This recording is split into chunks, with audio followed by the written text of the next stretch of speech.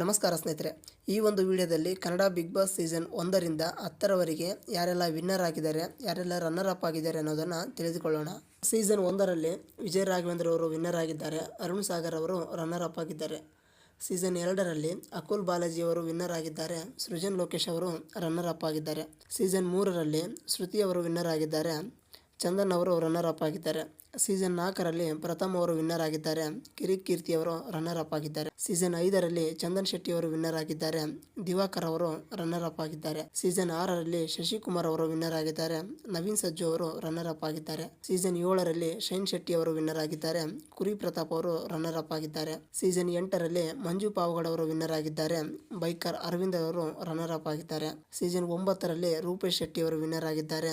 ರಾಕೇಶ್ ಅವರು runner up ಆಗಿದ್ದಾರೆ. Season 10ರಲ್ಲಿ Karthik Mahesh winner ಆಗಿದ್ದಾರೆ. ಡ್ರೋನ್ ಪ್ರತಾಪ್ ಅವರು ರನ್ನರ್ ಅಪ್ ಆಗಿದ್ದಾರೆ. ಇದೀಗ ಸೀಸನ್ 11 ಮುಕ್ತಾಯವಾಗುವ ಹಂತದಲ್ಲಿದೆ. ಈ ಒಂದು 11ರ ಸೀಸನ್ ನಲ್ಲಿ ಯಾರು ವಿನ್ನರ್ ಆಗ್ತಾರೆ, ಯಾರು ರನ್ನರ್ ಅಪ್ ಆಗ್ತಾರೆ ಅನ್ನೋದನ್ನ ಕಮೆಂಟ್ಸ್ ಮೂಲಕ ತಿಳಿಸಿ. ಹಾಗೆ ಇಷ್ಟು ಸೀಸನ್ಗಳಲ್ಲಿ ನಿಮಗೆ ಇಷ್ಟವಾದ ಸೀಸನ್ ಯಾವುದನ್ನೋದನ್ನು ಕೂಡ ಕಮೆಂಟ್ಸ್ ಮೂಲಕ ತಿಳಿಸಿ. ಕನ್ನಡದಲ್ಲಿ ಬಿಗ್ ಬಾಸ್ ಸೀಸನ್ 11ರವರೆಗೆ ಯಶಸ್ವಿಯಾಗಲು ಈ ಒಬ್ಬರೇ ಮುಖ್ಯ ಕಾರಣ.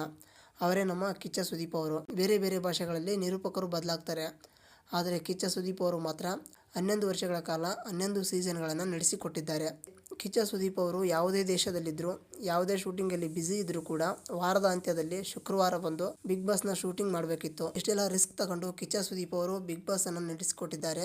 ನಿಜಕ್ಕೂ ಇಷ್ಟು ಸೀಸನ್ಗಳ ಯಶಸ್ಸಿನಲ್ಲಿ ಕಿಚ್ಚ ಸುದೀಪ್ ಅವರ ಪಾಲು ಬಹು ದೊಡ್ಡದು ಅಂತ ಹೇಳ್ಬೋದು. ಇದರಲ್ಲಿ ವಿಶೇಷತೆ ಏನು ಅಂದರೆ, ಇಷ್ಟು ಸೀಸನ್ಗಳಲ್ಲಿ ಶ್ರುತಿ ಅವರನ್ನು ಹೊರತುಪಡಿಸಿ ಬೇರೆ ಯಾವ ಹೆಣ್ಣು ಮಕ್ಕಳು ವಿನ್ನರ್ ಆಗಿಲ್ಲ ಅಥವಾ ರನ್ನರ್ ಅಪ್ ಆಗಿಲ್ಲ.